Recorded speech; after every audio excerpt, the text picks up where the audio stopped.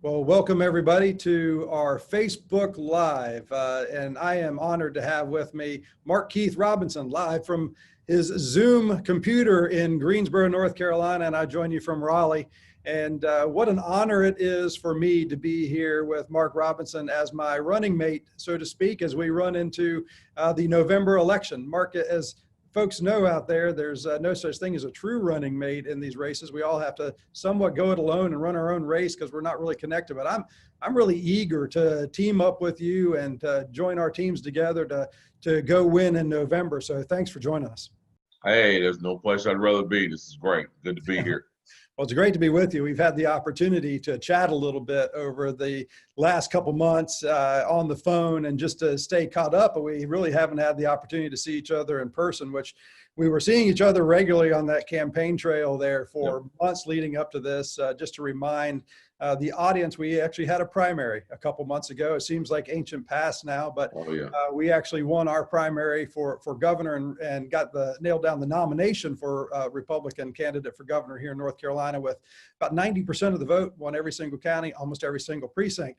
That sounds great, but what you did in a field with, I don't remember how many people. There were, what, 9 or 10 people in your? Not 9 total. 9 total in your race, and broke that 30% threshold to be able to be the nominee for lieutenant governor.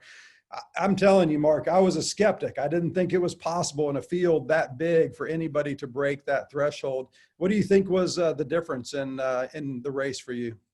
I'm going to be honest with you, Dan. I really believe the difference. It was a combination of 3 things. Number one, it was our message. And when I say our message, I don't mean my message. It was our campaign's message that people embraced. And then the second thing was our social media.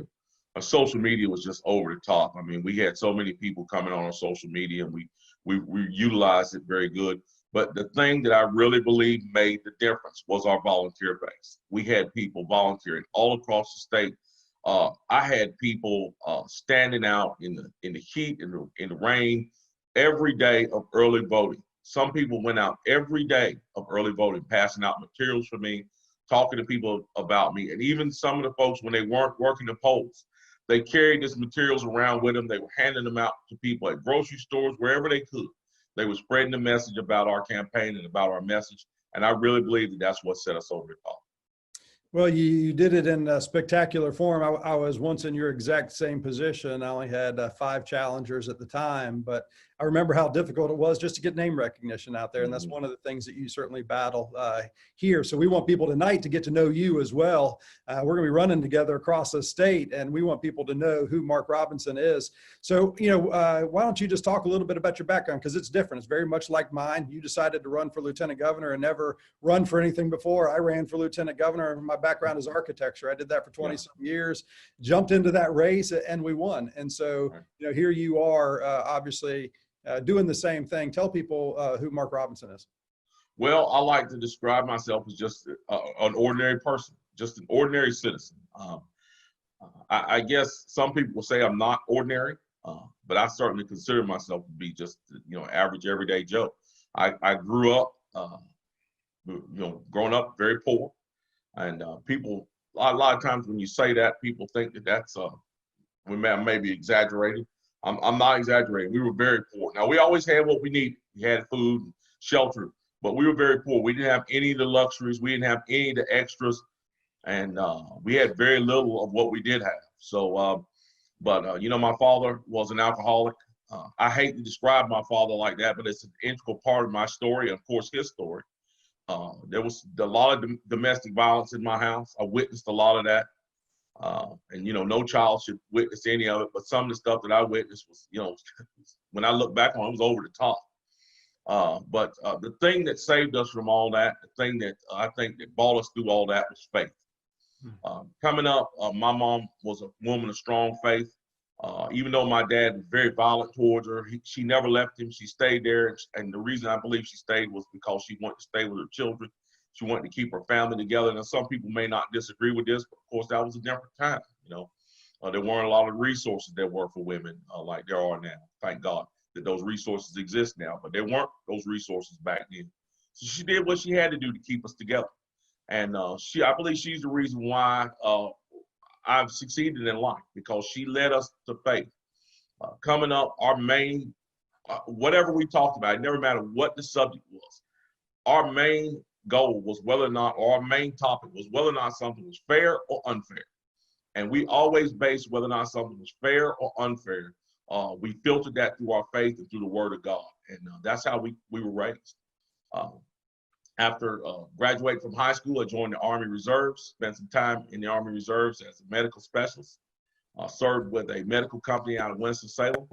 Shortly after I left the Army Reserves, I met my wife, who I've been married to now for 30 years, have 2 children with. And I also have a grandson who's 2.5 and a granddaughter on the way, by the way. And Congratulations. yes, spent most of my working career in manufacturing. Total of probably about 19 to 20 years. Lost 2 jobs to NAFTA. In between those times of working in manufacturing, I ran a restaurant. I also, my wife and I owned a small business, a daycare center, which she sold to a friend of hers. It's still in operation today. But the way I found myself coming into this situation right now, I was working in furniture manufacturing. I was going to a university, University of North Carolina at Greensboro, full time. My plan was to be a history professor because I love history. You know that if you've heard me speak, and people have heard me speak, they know that I love history. But that was my plan. I wanted to retire as a history professor and do that for the rest of my life. But, as I say, we make plans, God makes other plans. Of course, you know the story about the city council speech. The video went viral, and then after that, my life changed. And now the direction of my life. Everybody out there, not to interrupt, Mark, but everybody out there doesn't know that story, probably, if they're watching. I think most people probably do, but there may be some that don't. So I'm not going to gloss over it, but just say all you need to do is do a Google search for Mark Robinson, Greensboro City Council, and you will find this. Right. And it's worth a watch. So it went viral, not just here in North Carolina, but all over the world. So you definitely need to watch that. But go ahead. Sorry to interrupt you. No, that's fine. Yeah, if you watch that video, you can definitely see why it went viral. And I'm not bragging on myself because I always tell people that wasn't me speaking up there that night. That was God. I really believe He's raising up people to protect the rights that He's given us. So, but that speech changed my life, changed the direction of my life. We had plenty of opportunities to do plenty of things with that speech, but we decided ultimately that the best thing we could do to affect change for people at the highest level and for the best was to run for office. And we looked at the office of Lieutenant Governor and we said, this fits us perfect. Let's go for this, and that's what we decided to do. You said if Dan Forrest can do this, anybody can do this. So you jumped right in. You set the bar. You set the bar really high, Dan. So if I become Lieutenant Governor, I've got a lot to live up to. So well, you'll do a fine job. I have no doubt. Just to update folks here, because there may be people that are watching this for the first time. In a lot of ways, Mark, we are in the same position as you. We're still trying to introduce ourselves to people around the state. Even though I've been Lieutenant Governor for 7.5 years, there's a lot of people that we haven't had a chance to meet. And as you know, Lieutenant Governor's under the radar. The media makes sure of that. If you're a Republican, they're going to keep you under the radar. So a lot of what we're doing is just trying to make introductions to people around the state. So, similarly, I grew up in a very modest background. A lot of people will remember and know that my mother, Sue Myrick, she was a member of Congress for 18 years, and she was mayor of Charlotte before that and on the city council. But there was also a before all that too. And there was a time where we grew up with very humble and modest means. And a lot of people wouldn't assume that, but I think that has, just like it has formed you, it formed me as well, and did a lot to shape my character and personality growing up. Didn't grow up in too dissimilar situation from you, and well, I guess dissimilar in a lot of ways, but on the character formation side of things, where truth really did matter, and certainly there were no victims in our household. I mean, we, the same kind of thing that you were saying, along the way. That is this fair or is this not fair? Right? When you have a bunch of brothers and sisters in your household, a lot of times you'll yell, "Hey, this is not fair." That's right. But in the scheme of things, it really does form you and shape you. I went on. Grew up in Charlotte, by the way, and Charlotte was a very different town then. It was more of a sleepy southern town back in the early 70s and 80s, and went to public school, went all the way through public school, went down to South Carolina, lived with my dad for a couple of years to play football down at a school called Irmo High School in Columbia, and then came back to UNC Charlotte to get my architecture degree, and then practiced architecture for 20 years. Started off as an intern and worked my way up to office president and partner of the firm, and loved every minute of it.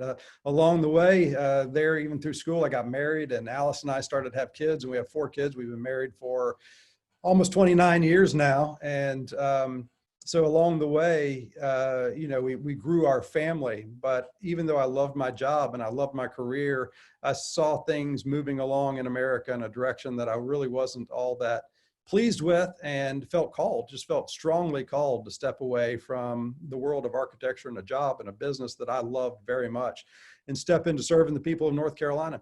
And so we ran for lieutenant governor and won, and started learning what that was about. And it's just been a great honor to serve along the way. And so here we are 7.5 years into this now and running for governor. And again, honored to be here with you. So thanks for taking some time to share your story. Now let's just move on quickly into our current situation. Things mentioned, we had a primary 2 months ago. Things immediately got put on hold. We decided in our campaign that we were going to just do something radically different and start going out and start helping people, because we saw very early on in this situation how quickly, how fragile our economy is and how quickly things can turn south, and how people were very vulnerable to this shutdown. And so we said, we're just going to go around and help people. And as you know, Mark, we've talked about it before, but to date, I think we've given away over $200,000 of our campaign money to help people out in tough situations. That's unconventional political wisdom, but we saw the pain firsthand, and we still do. I mean, we deal with it as my wife and I travel around and meet with these people and hear their stories where their entire life savings has been poured into their business, and they're losing everything. They're making a great sacrifice for the people of our state and our country. But I say all that just to remind people that it's important, I believe, for people to know that there's 2 sets of victims here. There is the set of victims on the coronavirus side, where people get sick with the virus and people die, and the family members that have had great loss because of that. And then there's a set of victims on the livelihood side of things, where people have poured their life savings into a business perhaps, and they've lost everything, or they are not qualified for unemployment, and they're not getting any unemployment, and they're struggling right now. So just remember that we have to have empathy on both sides of this. But the difference is right now is that we know who the virus attacks. We know very clearly who it attacks. It attacks older people. It attacks people that have pre-existing conditions in some situation, and we can protect them. This is the United States of America. We can do 2 things at once. We can protect the vulnerable, and we can protect people's livelihood. So why don't you just talk into what you've experienced over the last couple months? Well, our campaign, we did the same thing when this entire thing started, because, our movement is very grassroots. Many of the people who donate for our campaign are many of the people who are, maybe struggling through this thing financially. So we ceased all fundraising activities through the bulk of this. I've been blessed myself. My wife and I, we've been blessed. We've been able to continue to work and pay the bills. But I know there are other people. I have a good friend of mine, and I won't mention his name, but he owns a large firm, and he is so committed to his employees that he's been paying his employees' salaries out of his own pocket to the tune of about $4 million a month. Because he's so committed to his people, and he wants his people to continue to survive through this thing. But that's a huge sacrifice. And, when you look at that, you see more of that in our society than you do people taking advantage of this thing. And that's one of the reasons why I think that the decisions in this crisis should be left up to North Carolinians and to Americans. Because if you notice, the citizens are always the ones that figure out a way. They're always the ones that figure out a way to survive. By and large, whenever the government steps in and overreaches, they're heavy-handed, and they end up hurting people more than they do helping people. And I think that business leaders and medical professionals could have stepped in and could have done this much better than a single-handed governor could have done it. And I think that the way it was handled was an extreme overreach. And I think a lot of people got hurt because of it. And I think it's a great lesson that we can learn from. Yeah, I agree. You know, one of the challenges that we have faced being lieutenant governor and sitting on the council of state is really having no conversations with the governor about this from Yes. early on. And kind of, I guess he locked himself in a room with, his staff and his medical professionals. But there's a lot of bright people out there, both that have been Mm-hmm. elected and those that have been appointed, and then those from the business community that did not have their voices heard through this. And nobody should want to go through this alone. They should want to Yes. gather around them not just a great team of people, but all the best information Absolutely. that they can gather. You know, we've been asking for some of that information for 8 weeks and have not received any of it. The media's been asking for some of it, and you shouldn't proceed with incomplete data. You can claim science and data all day long, but if it's incomplete, then that is going to lead to some challenges. But we could harp on that all day long. But I think a more important and more critical conversation actually is this freedom versus security, or now you may say freedom versus safety conversation. That I think we all know that if you give up your freedoms for safety today, you're going to find, just like our founding fathers did, that you're going to have neither. Right. One of those. And so we've given up our freedoms for safety, but the government can't even provide safety. I mean, it's apparent now that 70% of the deaths from this thing are from nursing homes and prisons. The two things that the government actually controls, where people really were locked Absolutely. down. If the government can't protect people there, how do you expect them to protect you in your home?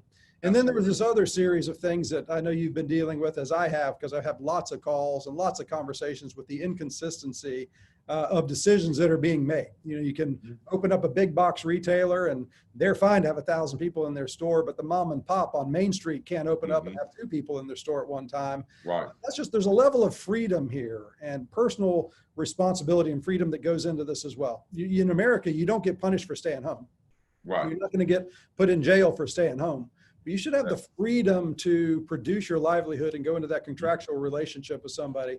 And then I'd say with freedom comes great responsibility. That's right. It's very tough. I was on a Zoom call earlier with a group of pastors, and one of them said, well, I'm the sole pastor here, and I have to make decisions for my entire church, and basically saying, what should I do? And my response was, well, that's called freedom. And it's really difficult when you have to make these decisions. But the other side of that is tyranny and the government making all the decisions for you. What are your thoughts on that?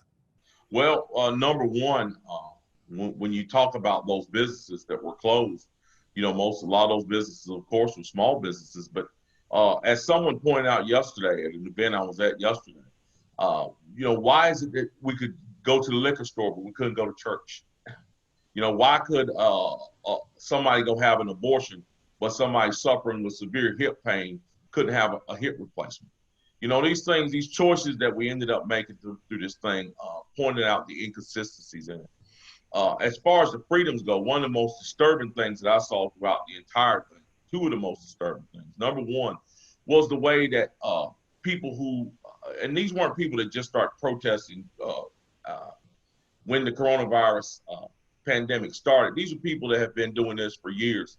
The young men and women who were down at the abortion clinic in Greensboro, those are people that do that every week. Rain, shine, snow, it doesn't matter. But because we had a coronavirus pandemic, the city leaders and government decided that while you can go into the abortion clinic and still have an abortion, you can't stand outside the abortion clinic 6 feet apart and pray in front of the abortion clinic.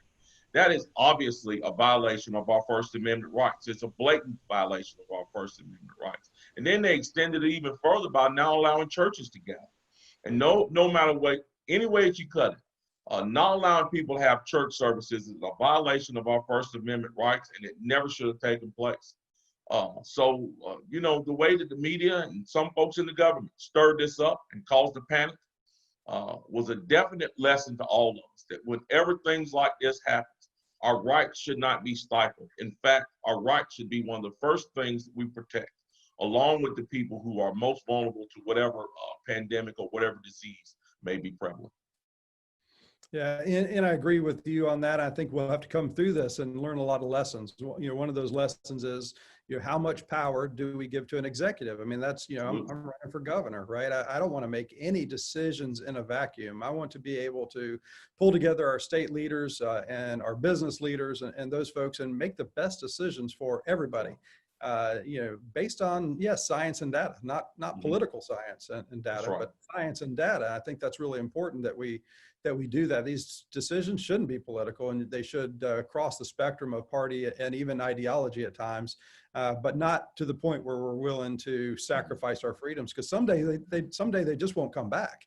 And That's I right. think that, people see that as extreme, but I think, it's very clear. And I know it's very clear. What Ronald Reagan said was that we don't pass this on to the next generation, this thing called freedom. We don't pass it That's on in right. the bloodstream, and every generation has to fight to give it to the next. And that's kind of where we are today, is to make sure that we don't go too far and that we learn really good lessons from this, and that we're better prepared in the future.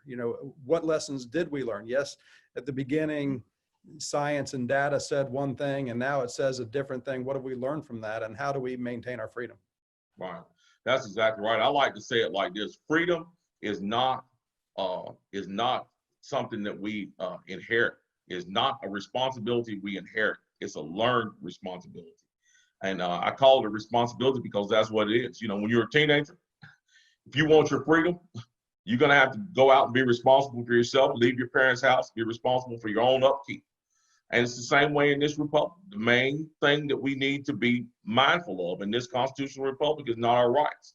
It is our responsibility, because if we're not responsible. We're not responsible citizens. We won't have our responsibilities or won't have our freedoms for long. You mentioned, not being closed off and working with large groups of people. What the governor is doing flies in the face of the way our government is designed. Our government is a government of checks and balances, where large groups of people come together with representatives from all across the country, and they make decisions about which direction our nation and our state should go. And no man should have all the power. And right now, it just seems like Roy Cooper has closed ranks and decided to make most of the decisions on his own. And that is not the way it's supposed to be. Again, it flies in the face of our state constitution, it flies in the face of our federal constitution, and it flies in the face of our system of government. And many folks in the media have actually been complicit with this, and that they don't allow questions to even be asked. We've just been asking some really basic data and science questions. And I've been told by multiple outlets in the media to shut up. I mean, the Lieutenant Governor of the state of North Carolina, second highest ranking official in the state, constitutionally duly elected by the people of North Carolina, the same people that elected the governor, and you're not even allowed to ask a question to challenge somebody's executive power or authorities. The same thing happened with the Council of State. When the Council of State did not concur to give the governor some of these powers, the governor went ahead and did it anyway. And so, you have to balance all these things out. Remember why our Constitution is written the way it is. It's written there to protect people long term, not just through a pandemic.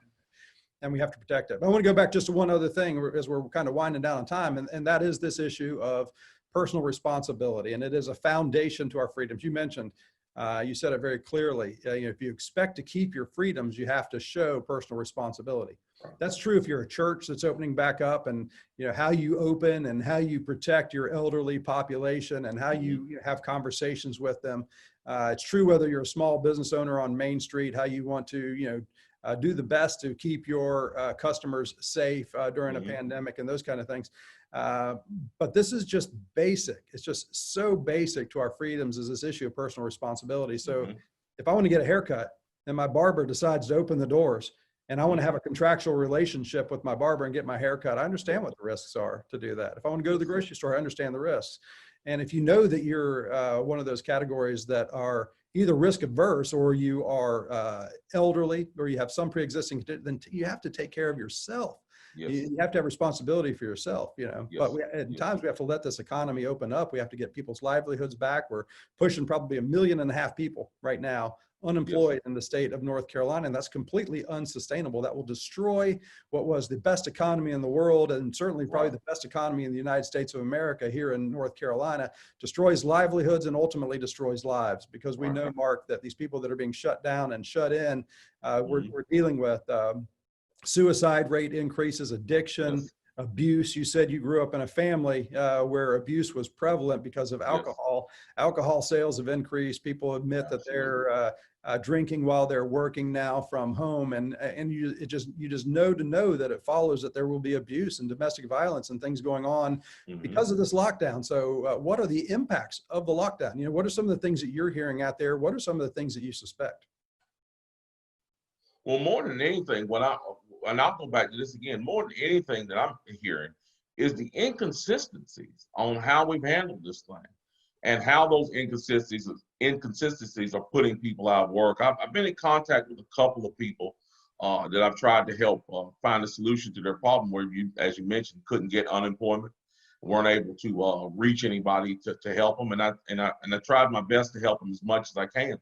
But from what I'm hearing from going to some of these rallies and from what I'm hearing from folks that are contacting me through social media is that, they're just ready to get back to work. Now, I have not heard a lot of the worst cases personally, but I've seen some of the worst cases. You talked about these big box stores being open and talked about the liquor store being open. What really aggrieves me is the fact that we have barbers and nail salons that are owned by private citizens, these small businesses. These are some of the places where these standards could be put into place the easiest. They already follow a strict health code. It would have been easy for a barber to buy a thermometer, head thermometer, test the person who's coming in wanting a haircut, test them to see if they have a fever, require them to wear a mask, and just continue on with their business like any other day, taking the normal precautions that they always take. For my money, one of the things that I think the vote was missed on the most of was the fact that if the government was going to step in and do anything, they should have stepped in and helped these nursing homes get shored up and protected. And from what I saw, that did not happen. Up to and including some places, they would allow people who had been infected with the coronavirus go back into nursing homes. Nursing homes should have been locked down like armed camps. Nobody in, nobody out. They should have been some of the most highly protected places in the state. And that's where we should have been putting our focus instead of putting our focus on trying to shut down the corner nail salon or barber shop or small coffee shop. We should have put our focus on the most vulnerable, and I do not think that it happened. No, neither do I. Florida apparently did that early on, where they started screening through temperatures, like you said, and they started testing their folks, the congregants in the living facilities, and they did the same thing that you just mentioned. They didn't send back patients from the hospital that had coronavirus back into their nursing homes. They put them in separate facilities, and actually got criticized for doing that early on, but it saved a lot of lives apparently in Florida. And North Carolina, as we mentioned, 70% of the deaths are coming from those places, and the places that the government controls and has the authority to actually regulate at a high degree. Somewhere along the way, somebody dropped the ball there. And I think that will come out, after the fact. But unfortunately, a lot of people have died because of it. I hope we really learn some really good lessons, not just about this COVID SARS pandemic now, but for the future as well. What do we do in the future? And maybe even just the flu season. When the flu comes along, how do we protect people that are in those homes as well? Because a lot of these people are dying from pneumonia as complications from other things, and so not just the inconsistencies in the data that we've talked about and the inconsistencies in the decision making that we've talked about, but everybody's heard the stories about how coronavirus deaths have been other things have been labeled coronavirus if somebody has a symptom, even without being tested. So all that does, regardless of the truth of the matter, is it puts doubt in people's minds on things. And we need to have information in people's hands that gives them confidence and security to get back into society and open up again.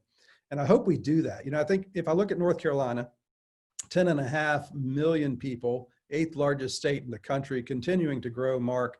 We have so many great things going for us. We have 10.5 million people. We've had 22,000 people that have tested positive for this. The number is going to continue to increase as the testing increases exponentially. But remind everybody that the percentage positives have continued to go down over the last month. Last I checked, we were at about 7% testing positive out of all those folks that are being tested now. And then as a note, again, to remind people, the number of people that have been seriously impacted by this, whether that is by death or whether that's by serious symptoms, being in the ICU unit or in a hospital or having serious symptoms, is probably somewhere in the range now of 1/10,000th of 1%. Right. 1/10,000th of 1% of the population of North Carolina. So you need to be serious about it. you need to protect yourself if you fit into those vulnerable populations. You need to take precautionary measures. Please do that.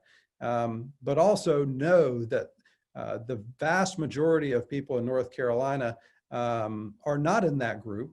And there are a lot of people whose livelihoods have been destroyed, and we need to allow them to get back to their livelihoods and show personal responsibility through the freedoms they have. That's exactly right. One of the things that struck me about this is it shows you exactly what happens when government overstep their bounds and start doing things that the government was never intended to do. By and large, they stop doing the things they are supposed to do. And a perfect example of that, like you said, nursing homes are regulated by the state. The state should have taken its rightful place and go into those nursing homes and make sure they were secured instead of shutting down small businesses across the state. The state has no authority to do that and shouldn't have been doing that. They should have been doing what they're supposed to do. And by and large, when the government steps out of its own role and steps into things that it's not supposed to do, trouble is bound to happen. And that's exactly what happened in this case. The second thing we see is just the sheer hypocrisy of it. I mean, the government is basically telling people who own small businesses, the people who drive our economy, that we don't trust you. We don't trust the corner barbershop, nail shop, the corner coffee shop, the small business, whatever it may be. We don't trust you like we trust the big conglomerates. We trust the big conglomerates are going to do the right thing, but we don't trust that you're going to do the right thing by your neighbors. And that sends the absolute wrong message to people. I mean, these are the people that drive local economies, really drive our state economies.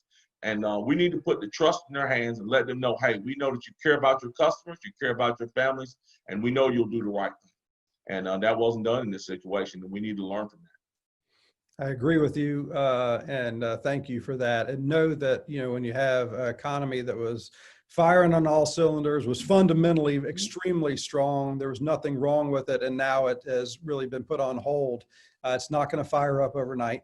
We need to really work extremely hard to get things going as fast as we can. So again, we can return people's livelihoods. So just the basics. I think one of the learning lessons from this is how intricately connected every aspect of the economy is. So if you shut down one, another 10 shut down. And if you shut down 10, another 100 shut down, and they're just not going to fire up overnight. And so this is going to be a long process to get our economy going.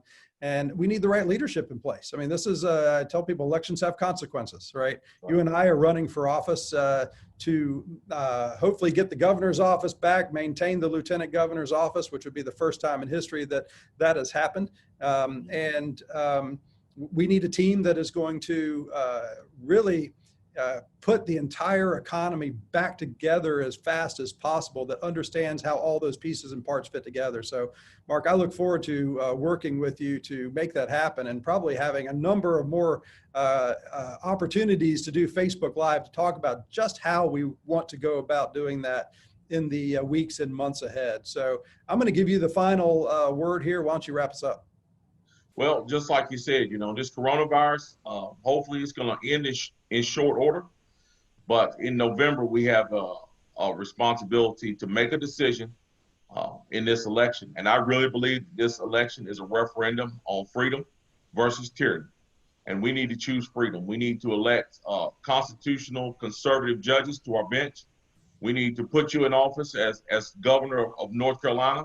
I truly believe we need me as lieutenant governor. We need our supermajorities back in our legislature, and we need to make President Trump the president again, once again, because I'm telling you, I have not seen anyone do such a fantastic job in that seat since the days of Ronald Reagan, and he's doing a wonderful job, and he needs to continue, and we need to fight hard to make sure that happens. So November, we're going to make the decision that might last for decades. I just can't imagine a Joe Biden as president, So we need to really continue to fight hard, even though this coronavirus is still affecting us, even though we're trying to get our economy back on.